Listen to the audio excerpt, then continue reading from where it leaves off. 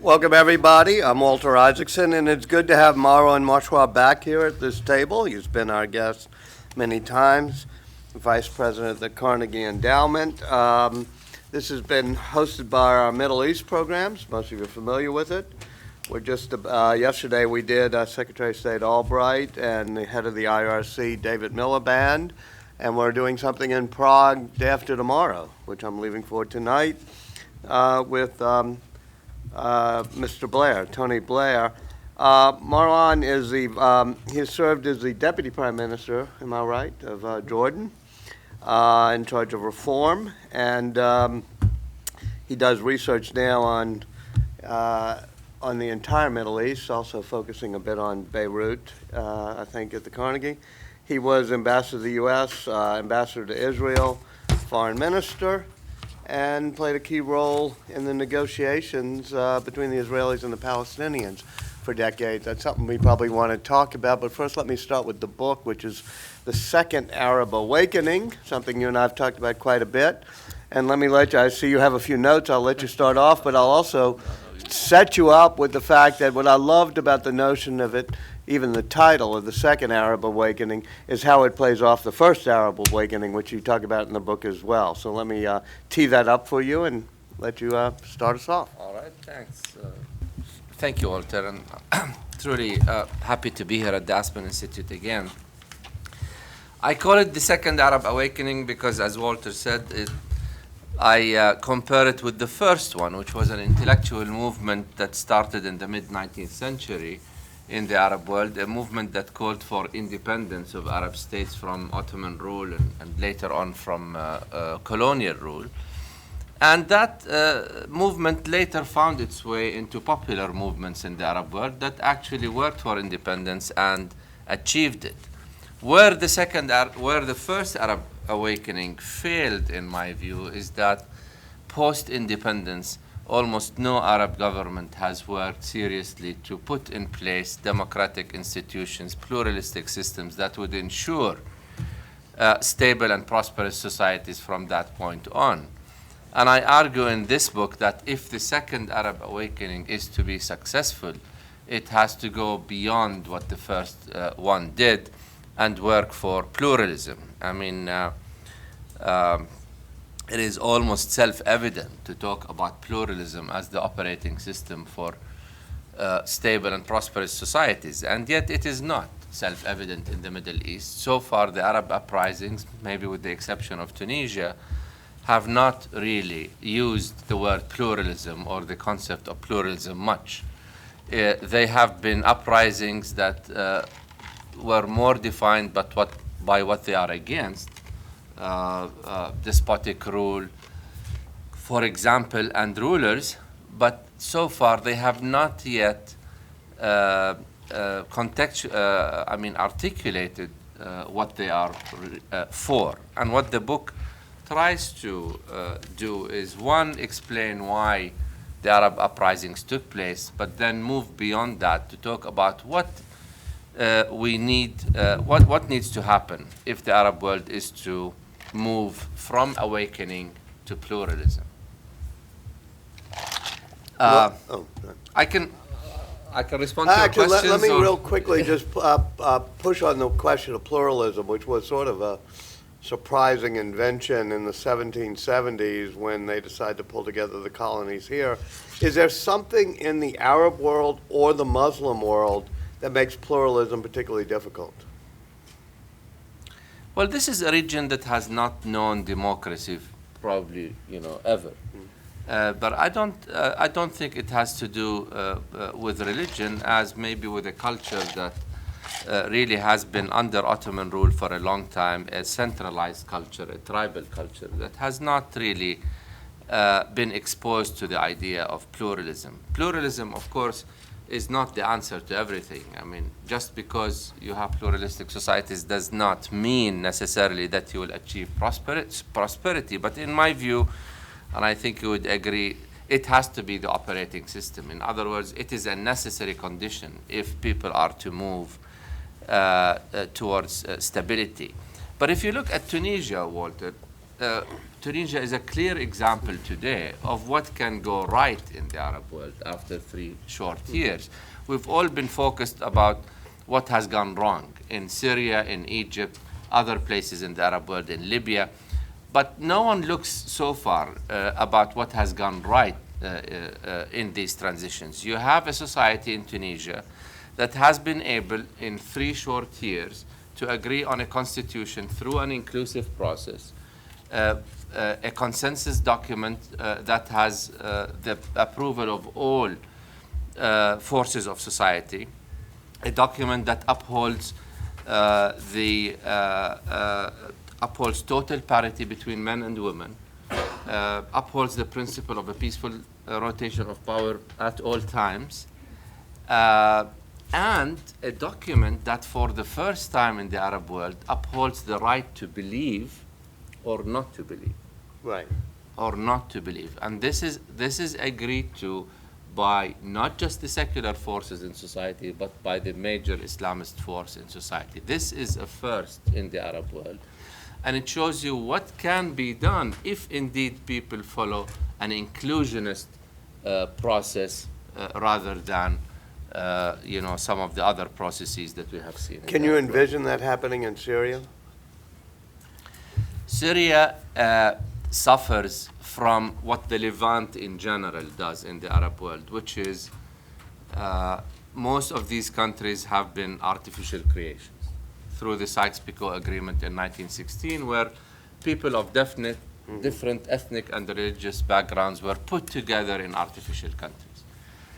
That's okay. It's not okay, but what is worse than Sykes-Picot, I think, is the 100 years that separate us from Sykes-Picot, in which no clear effort has been made to forge national identities out of the countries that have emerged after the Sykes-Picot Agreement. And so today, you see multiple wars in Lebanon, you see continuous strife in Iraq, and you see a horrific war in Syria.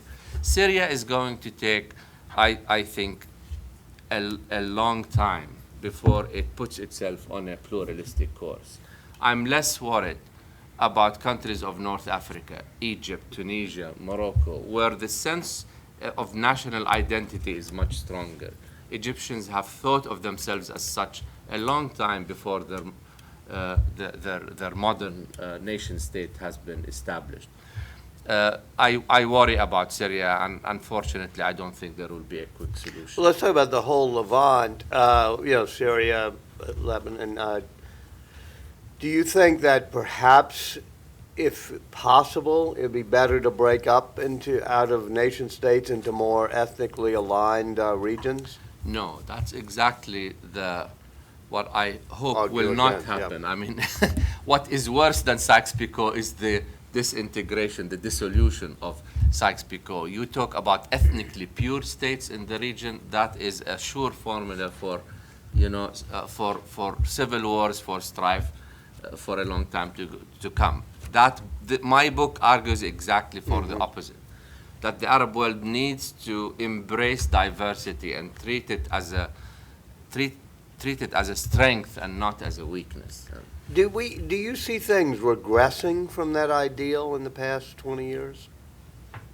From the ideal of pluralism and diversity, absolutely. I mean, the Arab world is a very diverse region, right? Ethnically and religiously, and culturally also. And yet that diversity is not embraced. In the last 20 years, we have seen sectarian strifes rise. We have seen an educational system, and I devote a chapter in the book for education, an educational system that basically treats diversity as a weakness, that basically asks everybody to think the same way, to act the same way, and regards anybody who does not do so as deviant.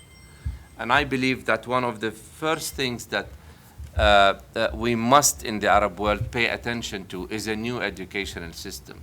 Not in the sense of putting computers in schools and improving math and science scores. That's needed, but it's not the core question. The core issue is the value system that we teach our children. Do they do they learn how to think critically? Do they learn how to question what they are taught? Do they learn how to tolerate other points of view? Do they learn all these skills that today are a must if people are to compete in today's marketplace? If that does not happen, and even if it does, it will take decades before the results can be seen.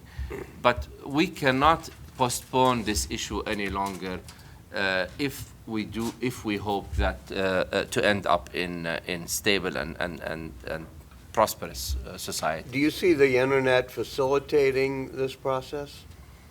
Yes, absolutely, but not immediately. I mean, internet penetration in the Arab world, in a country like Egypt, is still at 20%. So But I suspect for people who are students, it's up to 60%, right? Yes, well, I mean, that's the young generation, which, after all, is what I regard as the hope for the future, is exposed to the internet. And of course, with the passage of time, they will be more exposed to it. But you do have a young generation which might be leaderless, but one that is exposed to the outside world, one that does not have to go through the traditional filters that the Arab world has used in order to get information. And that generation, I think, has hope of being both secular, if you want, meaning believers in a civil state, and democratic at the same time.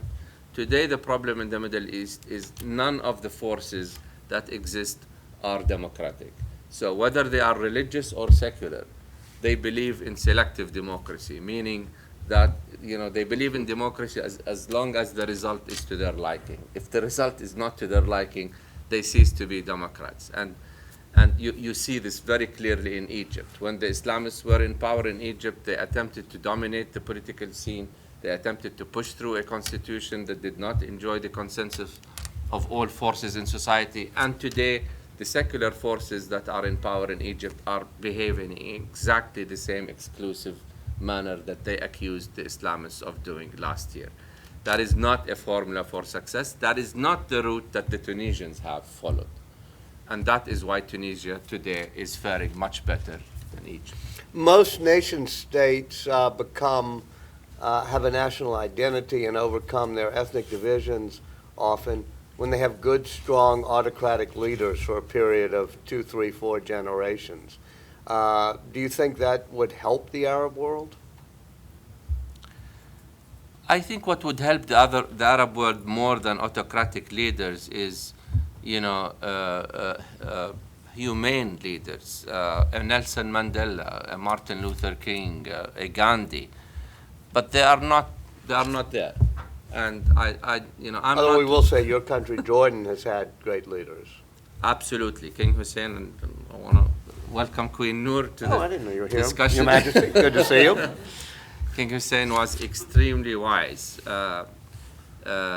in how he evolved Jordan from a very small country into a country that actually was a model for tolerance in the region. But he wasn't enough. I mean, Jordan remains a small country in the Middle East. We have not had leaders in the Arab world that, for example, in Egypt, the largest Arab country, that have embraced this concept of diversity. Nasser talked about only the Arab-Israeli conflict, talked about all efforts being channeled into solving that conflict. He had the famous slogan in Arabic, لا صوت يعلو فوق صوت المعركة. No voice is allowed to rise over the voice to liberate, basically, Palestine. And then in 1967, Arabs woke up one day and found out that neither bread nor freedom were attained. Neither liberation nor democratic societies. And that led to a period that lasted until the Arab uprisings, where a lot of Arabs looked for alternatives and found in Islam, in political Islam, an alternative, not necessarily because they always agreed with the ideology, but because Islam was the only available alternative to the status quo forces. And so Islam is the solution became a very popular slogan. But did political Islam clash with the, I mean, I know you push back on the notion that there's something inherent in Islam that makes it less fertile for democracy or tolerance or pluralism, but when political Islam was embraced, did that make it more difficult to have pluralistic, tolerant, diverse societies? I actually challenge that notion because secular forces, when they ruled the Arab world, have not been democratic either. And so it is not, it's not the issue of political Islam. Which Arab country, until the Arab uprisings, really, put in place a democratic system where there was a peaceful rotation of power, of independent and free media, strong parliaments? Which one? And they were all secular. None of them were religious. Mm-hmm. So this notion that political Islam somehow suppresses democracy, I don't subscribe to. Two, political Islam is not monolithic. Which political Islam are we talking about? Is it Al-Qaeda version of Islam? Is it the Hezbollah version of Islam? Is it the Muslim Brotherhood version of Islam? And even when you talk about the Muslim Brotherhood, are you talking about Al-Nahda in Tunis, or the Muslim Brotherhood in Egypt, or the one in Maghreb? I mean, this notion that political Islam is monolithic with similar ideas has actually, particularly after the Arab uprisings, has proved not to be accurate. Mm-hmm. And today, like I said, I mean, if Ghannouchi and Al-Nahda in Tunis can agree to people having the right not to believe, why can't other political Islamist parties not do the same as well? Mm-hmm. What about the legacy of Ataturk? Is that still embraced in Turkey and other places? A lot has been, talked about in the Arab world. A lot has been said about the Turkish model, that somehow the Arab world looks up to Turkey to emulate the Turkish model. I also, I'm skeptical of this. First of all, we cannot talk about a Turkish model in its totality. You have to parse the different components of that model. If you are talking about total separation of church and state, then the Arab world is not there. If you are talking about the army, playing a role as an arbiter, then in most Arab states the army is subservient to the executive. If you're talking about the economic success of Turkey, then there's something to be seen there. However, remember that Turkey in the Arab world, until very recently, was almost an enemy, was seen as an enemy by many people, because Turkey sort of abandoned the Arab language, abandoned Islam, abandoned the caliphate, looked to the West, was a friend of Israel. So in many respects, Turkey was not a friend of the Arab world until maybe the Islamist government came 10 years ago or so and tried to recreate bridges with the Arab world. But Erdogan today is popular in the Arab world not because of Turkey's model of governance. Mm-hmm. He is popular because of his rhetoric on Israel. Mm-hmm. And so it is a bit maybe early to say whether the Turkish model is going to be, particularly after recent, mm-hmm. in recent although it's in complex recent Erdogan, yes. Speaking, before we leave the ethnic thing, do you think that the Sunni-Shia divide has actually become more virulent in the past 30 years? And is it something that we underestimate or overestimate in the West when we talk about the varieties of political Islam? There are certainly religious differences between Sunnis and Shiites, but I don't think that is necessarily the underlying sort of cause of problems alone. I mean, when Sunnis fight with Shiites today, the fight is not over religious differences. The fight is over political issues. And we tend to forget that. Nobody, goes to the street and says, I'm fighting because my interpretation of Islam is such and your interpretation is wrong. let me be even more candid. If the 10% Shiites in Saudi Arabia are treated as equal citizens to the 90% Sunnis, I don't think you will have such a problem in Saudi Arabia. If the 70% Shiites in Bahrain are treated as equal citizens, you would not have such a problem. But this notion that somehow the Shiite Arabs always go to Iran, always, seek outside protection, might be partly true among some, but only when people don't feel as equal citizens in their own country. But I think it is very simplistic to assume that just because you're a Shiite, then you're not an Arab, or your allegiance is not to the country you live in. The problem is as much political as it is religious. If Christians and Muslims can live in harmony in Jordan, for example, why can't Sunnis and Shiites? Yeah, it's as weird as hundreds of years in Northern Ireland, which I tried to cover and couldn't quite figure out the roots of it. And finally, before we turn to everybody around the table, the Palestinian-Israeli, the visit of Netanyahu, the visit of Mahmoud Abbas, what you're thinking of where that stands and what we should do now here in the U.S.? I mean, I will not mince my words here, and I speak after at least 20 years of experience in trying to contribute to this cause of bringing about a settlement to the Arab-Israeli conflict. I have very little hope, and that's putting it diplomatically. Despite Secretary Kerry's efforts, genuine efforts to solve the conflict, I have very little hope that he will succeed. And I say this because I think the framework within which the negotiations are being conducted is obsolete. The Palestinians and the Israelis cannot give each other what the other side wants. We tried 10 years ago to change that framework and present an Arab framework whereby Israel is assured peace and security by all Arab states, and whereby, of course, Arab states commit to peace and security in return for a Palestinian state.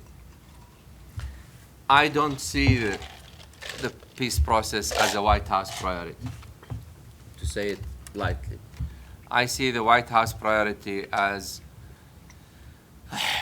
getting a deal on Iran, a deal which is going to be extremely difficult to get.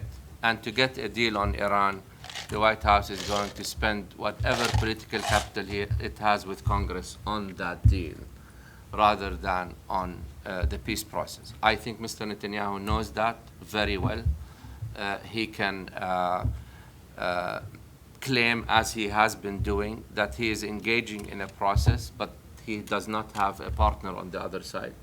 And then when the deadline approaches, and it is approaching indeed, it is next month, we're already hearing now talk about the U.S. asking the two parties to extend the deadline. I mean, we've seen the movie before. Should the U.S. suggest a framework or impose a framework? I think the U.S. needs to impose whatever you want to say, more than a framework. I think you need something, a package that is, not extremely detailed, because of course the two parties have to fine-tune the details themselves, but also not very general as to allow the parties to stay in the deadlock. And I'm afraid that whatever framework, and we don't know what the framework is today, right? We don't. I mean, we've read a lot of things, but who knows what the framework is? My suspicion is that the framework will be too general on issues like East Jerusalem, for example, to be of any practical use. And if we extend the deadline to December, and then when December comes, I'm afraid it might be extended again, we are already too late. The two-state solution that we have been talking about for 20 years is losing its appeal to a lot of people in the region. What's the alternative? Particularly to the Palestinians. I mean, Walter, look at this. You're asking the Palestinians, basically, if you take the Israeli position, you're asking the Palestinians for a Palestinian state without East Jerusalem, with Israeli presence in the Jordan Valley, without sovereignty, without the right of return. Right? I mean, what's in it for them? What's in it for them? You talk to the new generation among the Palestinians, and they say, we don't want this. So what do they want? They want equal rights where they live, which basically is going to mean the destruction of the Israeli state. Right. And if you ask any Israeli official today, what is your vision of the future if there is no two-state solution? I am yet to hear one Israeli official, state his or her vision of what Israel will look like if you don't have a two-state solution. Today you have a situation in Israel where the number of Jews today and the number of Arabs in territories under Israel's control is exactly the same. 6 million Jews to 6 million Arabs. So you can no longer postpone this issue. You can no longer, the demography is clear. Israel cannot, cannot survive if there is no two-state solution. Right. Queen Noor, may I turn to you for a comment or questions?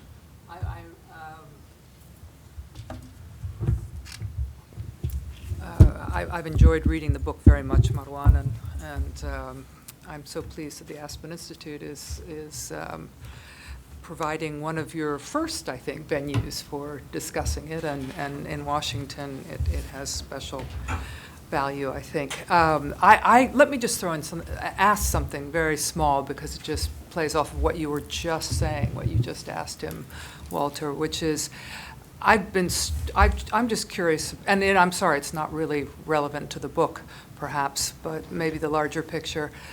Here in the United States, there's been a lot made of recent polls that say a majority of Americans, with the failure of the current so-called peace process, are in favor of a one-state solution. And I was struck by that suddenly entering public discourse at that more mainstream level. And I'm just curious if anyone has any comments about that. I think it's fascinating because you spoke about our part of the world, which, and what you said is absolutely accurate in terms of I my actually was understanding. struck by that too, and that's a recent poll that Shibli Talhami does for the University of Maryland, in which Americans were asked the question that if there is no two-state solution, which solution would you prefer? A one-state solution? I forgot the other options. Are there other options? There are there are options like Palestinians living There was continuing in military occupation. and as second-class citizens or things like that.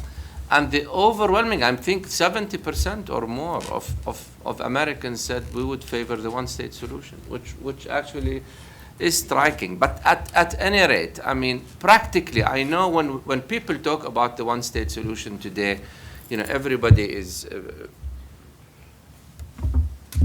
wired, okay? It's a taboo to talk about a one-state solution today because, of course, it means that Israel will cease to exist as we know it today. But if we put aside emotions and talk about, practically what will happen, is Israel going to be able to, rule over people, over a majority against their will in what is basically an apartheid system? Is Israel going to be able to push Palestinians outside of the territories en masse? Is Israel going to shield itself behind a wall and, leave the Palestinians to simmer in their own juices? I mean, you can talk about a lot of scenarios. None of them are realistic, in my view, in today's world. And the only realistic scenario, which is upsetting certainly to probably every Israeli, but which is the most realistic, is that we will go through a period of no solution in which we will continue to see chaos and violence and all. And then in 20, 30, 40, 50 years, you will have to face reality. 10, 20 years, not 30 or 40. Well, even, because, you know why I say this? Because people say, oh, but Israel withdrew from Gaza, and so they got rid of 1 million Palestinians. Okay, so it's 45 to 55 now. It only slows down the problem, but it doesn't take care of it. Yes. Marwan, thank you, by the way, and not just for the book. I want to push a little bit more on the question that Walter has been asking you, and try it from a slightly different perspective. As I think about the situation in the countries that we're talking about, I'm thinking about Robert Putnam's study of Bowling Alone, and alighting on the notion that social capital is the basis upon which successful societies of the kind that you're talking about, pluralistic and diverse, thrive. His earlier work was about Italy and how it was able to take hold initially in northern Italy, but not in southern Italy. So at the heart of social capital is the concept that de Tocqueville identified in his visit here, which is the unusual capacity of Americans to form associations of one sort or another on their own to make things happen. Today we call it the nonprofit sector or the independent sector or civil society. So my question is it fair to say that in the countries that we're talking about, it has either been difficult or impossible for there to be the accumulation of social capital, particularly as it relates to the capacity of people in those countries to form the kinds of associations that we're talking about? And if that's false, let me know. If not, does the answer lie in what you're talking about in terms of the kinds of educational programs and efforts that you outlined earlier? No, you're absolutely right, Garrett.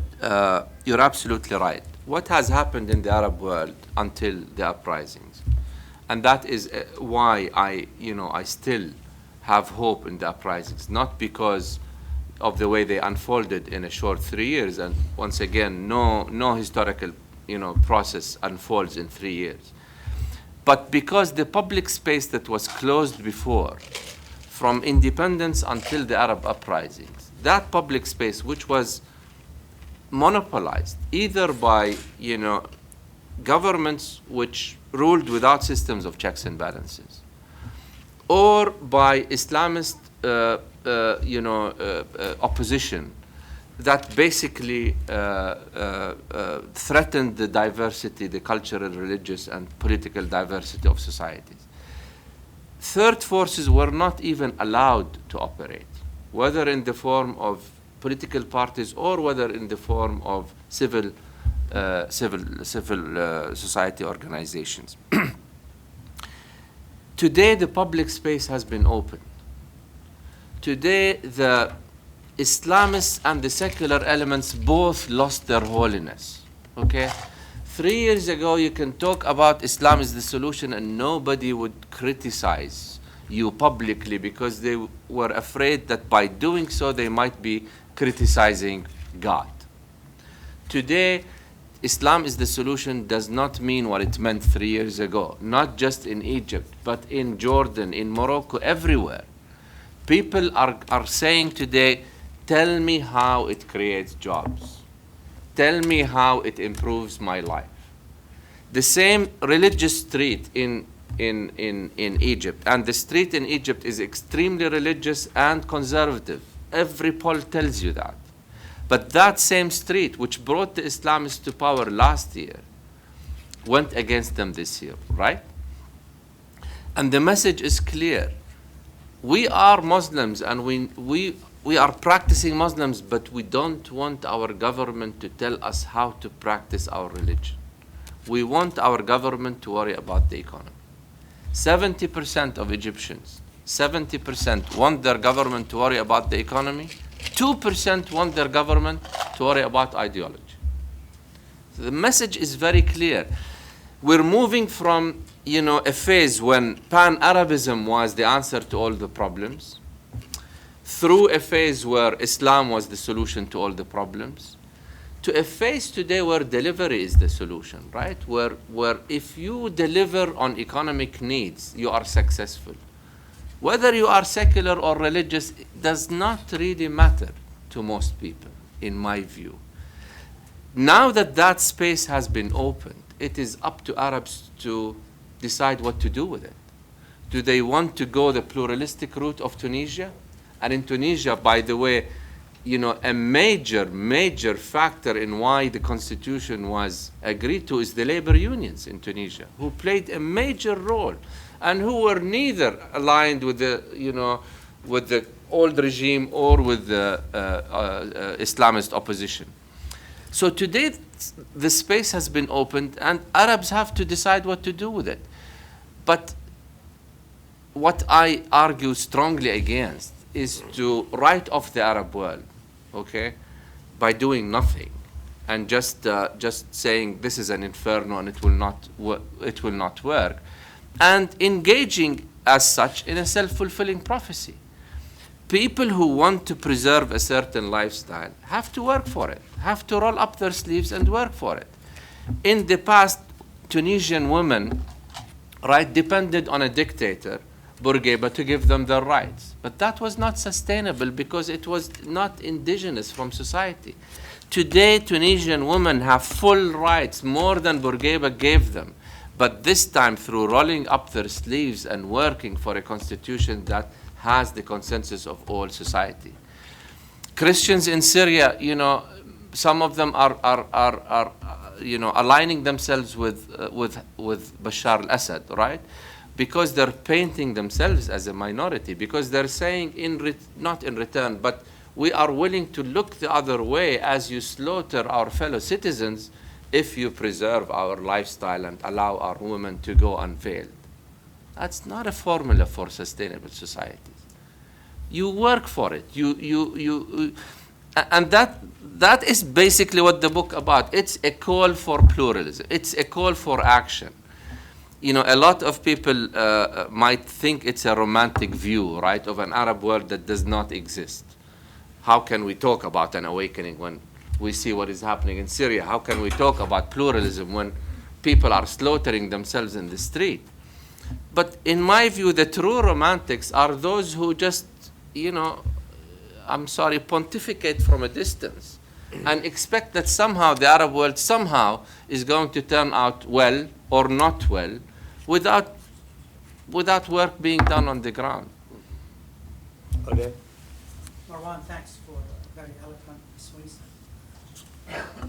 speech on action. My question to you is, how does the Arab world liberate itself from illiteracy, poverty, and tyranny? Historically, as you have mentioned correctly, you had secular forces, you had Islamic forces, you had Christians who were involved in the Arab nationalist movement. The founder of the Ba'ath Party was Christian. The Ba'ath Party initially was made up of Iraqi Shiites, but yet they all pursued a dictatorial approach to government. And this is the challenge. Right after the Arab Spring, or whatever you call it, I call it Arab eruptions, there was this simplistic notion that these are easy challenges. The challenges are immense, complex, and those who came out in the streets were fragmented. So there was no leadership or guardians who were willing to sponsor what you just outlined: diversity, pluralism, tolerance. And lastly, on education, I think education is really key, because unless you have people learn at school that you abhor censorship, you mention the unmentionable, you cannot really create an educated population? The Arab world is not going to embrace pluralism just like this immediately, and it will probably go through many iterations and many different scenarios before it discovers that without pluralism it is not going to work. Egypt is doing that right now, right? So, Egypt attempted to do it with the Islamists and failed. General Sisi today is God in Egypt. You cannot, you cannot really criticize him in any way. Wait 1 year and see when the economy does not move in the way that Egyptians, expect it to. Wait 1 year and see whether Sisi is going to remain popular. What I'm saying is, a country like Egypt will go through these different routes before it understands that without inclusion, it is not going to stabilize the country. But then, once again, you look at Tunisia, they're already doing so. So I'm not suggesting that the Arab world is going to become pluralistic overnight, and I'm not even suggesting that every country in the Arab world will end up well. You look at Eastern Europe 25 years after the fall of the Berlin Wall, and you see that a country like Poland is doing much better than a country like Bulgaria or Romania. So not everybody will work up well. What I am saying is the Arab world already in 3 short years has, different models of how to do things. You have the inclusionist model of Tunisia. You have the convoluted model of Egypt. And you have the horrific model of Syria. We already have models to choose from, and it is clear which one, will lead to stability and prosperity soon. Yeah. Hello. My name is Greg Aftan-Gilliam with the Center for National Policy. My question is on the secular liberal parties. How weak they are in many of these countries. And it's understandable because the autocratic government suppressed them for so many decades. But it seems to be that if you're going to have pluralistic politics, you need some type of balance to the Islamist forces in many of these societies. You mentioned the trade unions in Tunisia, but that may be unique to Tunisia. I was wondering what ideas you have to build up these secular liberal parties so they can be a balancing force in these societies. Thank you. No, thank you. First, and I actually, the last chapter devotes a lot of the last chapter devotes itself to exactly what you have been what you just asked about. The experience of forming new parties in emerging democracies is actually has a lot of commonalities across the world. So it doesn't matter whether you're doing it in a place like Venezuela or Indonesia or Turkey or Egypt. There are a set of commonalities that unite all of them. And these are that, these emerging political parties usually center around an individual and not a program. They are elitist in nature. They don't work on the ground. They just work to win elections. They don't try to build, solid constituencies in their countries. They have a lot of trouble getting finances for their operation and end up either, depending on one or few individuals and thereby being, hostage to that individual or group of individuals. They are looked at as with a lot of skepticism by the population because they are not seen as genuine, etc. The list is long.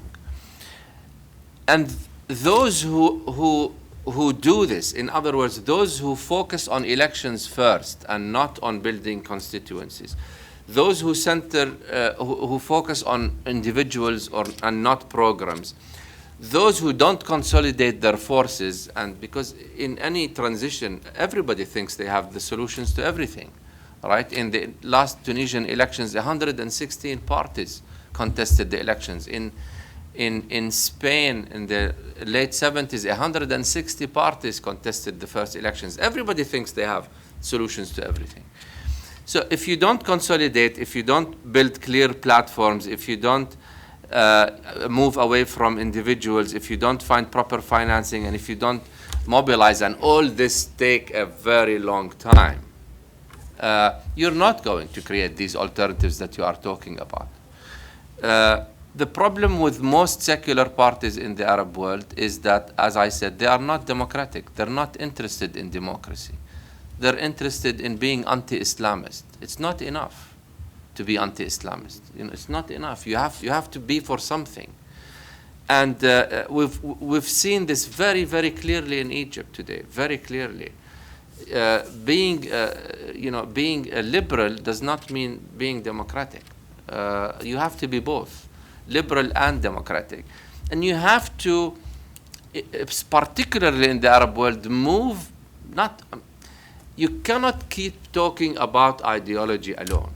So if I'm if I'm an emerging party today in the Arab world, and I go and preach democracy and human rights and minority rights and women rights and individual rights and a free press and all, and I stop at that, nobody's going to listen to me. You can no longer stop at ideology. You also have to couple that with a socio-economic platform to answer people's economic needs. If you don't do that, in fact, the Pan-Arabists did it and the Islamists did it, and both have failed. Both have failed because they stopped at ideology. That sounds like a resounding formula for starting a new type of political party that does everything that you say, and we hear that you're going to go back, perhaps, and do that. What are your plans to do that? How do you feel it will be received by the people in Jordan and the government in Jordan? And might it have some application outside of Jordan? Well, I am going back in July, not to start a political party overnight, because one of the lessons that I also have learned is that you don't start by starting a party, okay? You start by building a constituency and doing work on the ground for years to come and making sure you have the proper organizational structures, financial structures, etc., before you turn it into a party.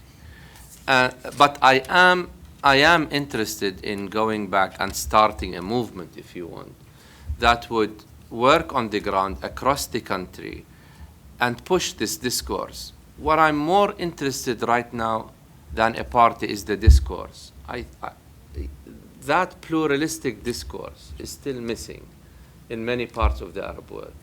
And if I can contribute to pushing that discourse, whether in my own country or with the collaboration of many like-minded people across the Arab world, whether we can form a critical mass to push this pluralistic discourse. Wait, who's we? Are you going to do this in Amman and you're going to start an organization? Well, I'm going to do this in Jordan, not in Amman. I mean, in other words, I don't want to start an elitist organization. I want to work on the ground with the youth, particularly. I mean, if I have any support, it is coming from the youth in Jordan, mostly. My generation. You're young. But even so, even if that is the case, my generation, I think, the train has passed. It left the station for it. The youth, I think, have a lot of energy. They're still, leaderless, inexperienced, full of energy, but don't know how to channel it. And I think I still have a lot of hope that the youth in the country and in the Arab world is the answer to the future. I actually dedicate the book. I'd like to read the dedication of the book, because I do dedicate it to the youth. And I say it is to the youth of the Arab world who revolted not against their parents, but on their behalf. Cool. And, could you just explain a little bit more about how one would create, how you would create such a movement? That is the $1 million question, Walter. For many reasons. One, as I said, the public space has been dominated, not just in Jordan, but across the Arab world, with two major forces, none of whom are going to be happy about the third force. The Islamists and The Islamists and the traditional status quo forces are not going to be happy. But you have an About the entire third force. chapter on, well, not chapter, a section of a chapter here on the third force. Absolutely, and I, you can't have a very exact prescription, but you can have at least some principles that I talked about, and I talk about in the book of maybe how to go about doing that. The number one principle is patience. You've got to be patient and not, expect that you're going to find or have results anytime soon. You are not. But every time I go to Jordan and talk to the youth, I'm actually encouraged. These are people who don't think like us, who don't see the obstacles that we see, who are not afraid to discuss all issues and put them on the table. And that gives me hope. But I'm under no illusion that this is going to be an undertaking that will unfold again in years, maybe not in decades. Marwan Muasher, thank you very much. It's a second Arab awakening, but also the Arab Center. I would recommend people read that, which I remember a few years ago helped frame this question. And it'd be nice, we sometimes say at the Aspen Institute, to try to turn thought into action, the notion that you're going to go back and take the next steps to see what can be done to turn this thought into action makes us very proud to know you. Thank you, sir. Thank you. The book is available. Marwan will sign it, I assume. And Yes, please, and we'll have coffee here, and more questions from Marwan can be done with coffee and cookies. So thank you all for coming.